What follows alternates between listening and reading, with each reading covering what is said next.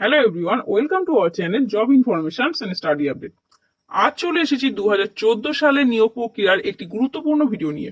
ভিডিওটি শুরু করার আগে যারা আমাদের চ্যানেলে নতুন আছেন তারা অনুগ্রহ করে চ্যানেলটিকে সাবস্ক্রাইব করবেন এবং পাশে থাকা বেল আইকনটি অবশ্যই প্রেস করবেন এই ধরনের গুরুত্বপূর্ণ ভিডিও নোটিফিকেশন সবার আগে পাওয়ার জন্য। তো চলুন শুরু করা যাক আজকের ভিডিও।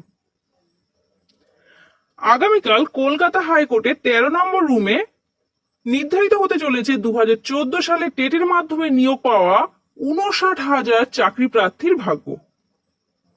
হ্যাঁ বন্ধুরা, এসএসসির মতো 25,753 জনের মতো এই 59,000 শিক্ষকের চাকরিও নির্ভর করছে আগামীকালের শুনানির উপর।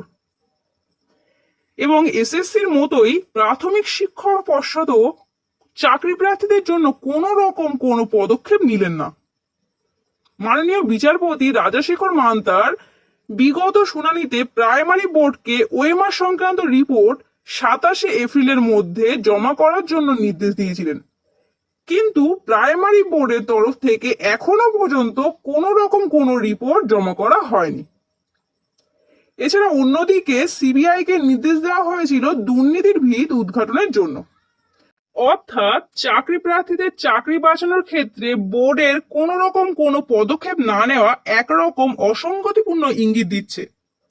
একইভাবে এসএসসিও কিন্তু আদালতের কাছে চাকরি প্রার্থীদের জন্য কোনো রকম কোনো ইতিবাচক রিপোর্ট পেশ করতে পারেনি, যার কারণে বিচারপতি সম্পূর্ণ প্যানেল বাতিল করতে বাধ্য হয়েছিলেন।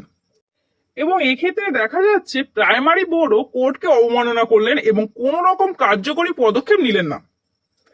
তাছাড়া ইতিমধ্যে বিচারপতি কড়াভাবে সাবধান করেছিলেন যে যদি ওএমআর এর স্ক্যান কপি এবং ওএমআর সংক্রান্ত আশানুরূপ রিপোর্ট না পাওয়া যায় সেক্ষেত্রে তিনি সম্পূর্ণ প্যানেল বাতিল করতে বাধ্য হবেন। সেক্ষেত্রে প্রাইমারি বোর্ডের এই যে নিষ্ক্রিয়তা 59,000 শিক্ষকের জন্য কিছুটা হলেও নেতিবাচক ইঙ্গিত কিন্তু দিচ্ছে। আবারও হয়তো আগামীকাল একই ঘটনার পুনরাবৃত্তি হতে চলেছে কলকাতা হাইকোর্টে। এসএসসির মতো আবারও হয়তো বাতিল হতে পারে 2014 সালের সম্পূর্ণ প্যানেল। তবে পর্ষদের এই নিষ্ক্রিয়তার ফল যোগ্য শিক্ষক যারা আছেন তাদেরকে যে সমস্যার মধ্যে ফেলছে এটা কখনোই কাম্য নয়।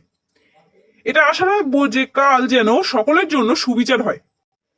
এছাড়া আরো একটি বিষয় রয়েছে, সেটি হলো আজকের এসএসসি মামলা সুপ্রিম কোর্টে কোনো রকম শুনানি হয়নি। পরবর্তী শুনানির ডেট দেওয়া হয়েছে 3 মে। তো আজকে ভিডিওটা এই পর্যন্ত। ভিডিওটি ভালো লাগলে অবশ্যই লাইক করবেন এবং বন্ধুদের সঙ্গে শেয়ার করবেন এবং চ্যানেলে নতুন হলে অবশ্যই চ্যানেলটিকে সাবস্ক্রাইব করবেন। ধন্যবাদ।